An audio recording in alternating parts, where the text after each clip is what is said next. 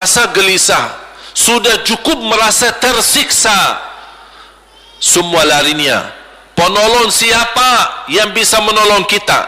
Kita minta tolong kepada siapa yang bisa menyampaikan hajat kita kepada Allah supaya mulai hisab? Karena sudah kita tidak kuat lagi. Semuanya larinya kepada Nabi, Nabi Adam, Nabi Ibrahim, Nabi Nuh, Nabi Musa, Nabi Isa. Semuanya jawab yang sama. Nafsi, nafsi, Allahumma sallim, sallim. Ya Allah, selamatkan diriku sendiri.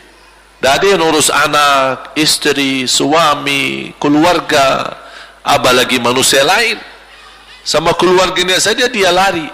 Tak ada. Nafsi, nafsi, diri sendiri. Ya Allah, selamatkan diri sendiri. Ya Allah, selamatkan diri sendiri. Ya Allah, selamatkan. Nabi Adam jawab begitu. Suruh barangkali Nabi Nuh bisa bantu kalian. Datang kepada Nabi Nuh, nafsi, nafsi, Allahumma sallim, sallim. Datang kepada Nabi Musa, nafsi, nafsi, Allahumma sallim, sallim. Datang ke Nabi Isa, nafsi, nafsi, Allahumma sallim, sallim. Sampai terakhir Nabi Isa berkata, ada satu saya rasa dan yakin, dialah yang bisa memberi bantuan. Dia tunjukkan, itu dia, namanya Muhammad sallallahu alaihi wasallam. Bayangkan semua manusia ini ada sekarang yang masih hidup berapa miliar, kita tidak bisa dihitung berapa jumlah penduduk bumi. Bayangkan dengan umat terdahulu semua dikumpulkan dan semua menarah satu arah kepada Nabi Muhammad, minta tolong. Ya Rasulullah, ya Muhammad, ya Habib Allah, tolong syafaatkan. Barangkali dengan bantuanmu, doamu, syafaatmu, bisa ini mulai dihisab supaya terselesai siksa yang kita hadapi. Begitu mereka datang, apa jawab Rasulullah SAW? Allahumma sallim, sallim, ummati, ummati. Ya Allah, selamatkan umatku, umatku. Fikirannya umatnya, bukan istrinya, bukan anaknya, bukan orang tuanya, bukan siap, umatnya. Umatnya dia fikirkan. Kemudian dia sujud di hadapan Allah Subhanahu wa ta'ala.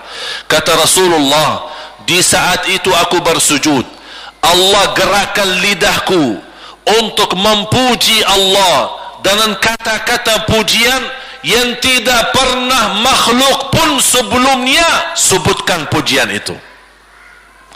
Artinya pujian yang Allah anugerahkan untuk Nabi Muhammad sebelumnya tidak ada satu makhluk pun yang bisa mengucapkan, hanya Nabi Muhammad, dan hanya di saat dia sujud di hadapan Allah di hari kiamat.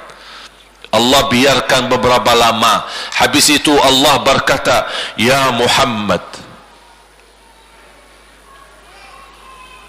irfa' ra'sak wasal tu'ta washfa' tushaffa'.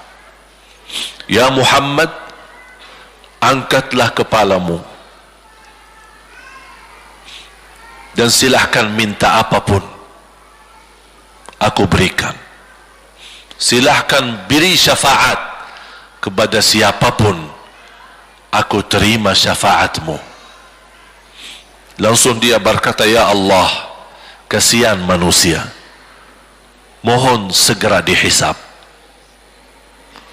Baru mulai dihisab, turun kitab-kitab.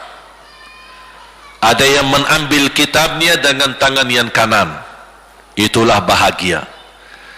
Ada yang mengambil kitabnya dengan tangan kiri, dia berusaha sembunyikan tangan kirinya karena dia malu kalau kitabnya diterima dengan tangan kiri. Dia sembunyikan tangannya yang kiri ke belakang, larinya buku amalannya ke belakang dan langsung nempel di tangannya. Tak ada yang bisa lari di hari itu. Semua amalan, buku amalannya dibuka oleh Allah, dan akan Allah mulai menghisabkan kita satu persatu. Tak ada kelompok-kelompok. tidak ada bendera, tidak ada ormas, tidak ada kelompok, tidak ada pimpinan, masing-masing. Benderanya kita apa? Buku amal.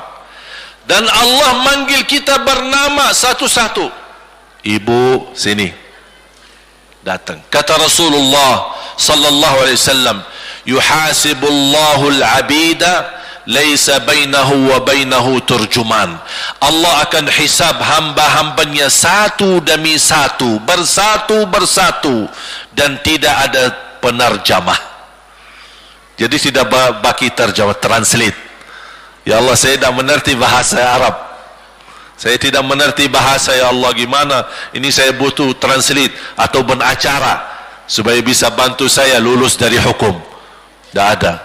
Yang hakim Allah, keputusannya Allah, yang menentukan Allah, mahkamah yang dikuasai Allah, hamba di hadapan Allah, saksi semua, tangan saksi, mata saksi, lidah saksi, kaki saksi, buku amal saksi, malaikat saksi. Bagaimana kita mau lari? Ditanya oleh Allah, hei hambaku, ingat enggak di malam itu, di tempat itu, kamu berlakukan dosa itu? Seorang hamba yang masih memiliki iman, dia merasa dan ingat, dan dia merasa malu, dia tunduk kepalanya. Kata Allah, malu ya, malu. Tunduk, ya malu ya Allah, malu, malu. Dan subhanallah, tanda rahmat Allah, ketika Allah bertanya dengan kita, tidak ada orang lain yang bisa lihat. Supaya apa? Supaya hisab kita di antara kita sama Allah tidak terbocor kepada orang lain, supaya tidak malu sama orang lain. Allahu Akbar. Habis kita sudah raku diri, ya Allah, saya ingat dan saya rasa salah dan saya malu. Apa kata Allah? Waktu itu kamu lakukan dosa itu, aku tutupi. Aku tutupi. Tidak ada yang tahu. Kita lakukan dosa ini udah sekian tahun, ada yang tahu enggak? Tidak ada yang tahu. Karena kita lakukan di saat sembunyi. Kata Allah, di saat itu kamu lakukan dan kamu tahu itu dosa, tapi aku tutupi. Supaya kamu jangan menjadi malu di depan keluarga atau di depan sahabat. Aku tutupi. Dan aku sekarang sudah menutupi dosamu di dunia, dan sekarang aku hapuskan dan ampuni dosamu di akhirat. Allahu Akbar. Disitulah terasa anugerah, ampunan Allah yang maha kuasa. Dan Allah di saat itu mampu menghukum kita. Dan kalau Allah menghukum kita, Allah tidak pernah menzalimi kita. Justru itu keadilan Allah. Tapi Allah tidak memperlakukan keadilannya, justru yang mendahulukan ampunan dan kasih sayangnya. Habis selesai hisab, harus semua tanpa kecuali liwati neraka Jahannam di atas sirat. Sirat yang panjang, yang kejam seperti pedang, yang tipis sampai tidak bisa dilihat oleh mata. Katanya tipisnya seperti, subhanallah, imam bisa jalan di atas rambutnya. Kejam lagi, masuk di atas serat, terus jalan. Di saat itu ada doa yang menyelamatkan kita sampai menuju surga. Nabi Muhammad sallallahu alaihi wasallam, dia sudah duluan